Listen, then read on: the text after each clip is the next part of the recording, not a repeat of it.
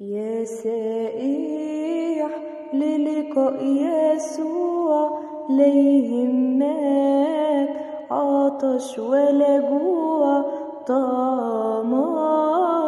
خبز الحياة ويرويك ماء الينبوع، ويرويك ماء الينبوع، ويرويك ماء الينبوع، طعمك خبز الحياة ويرويك ماء الينبوع. يا سائح اترك ما فات واسلك في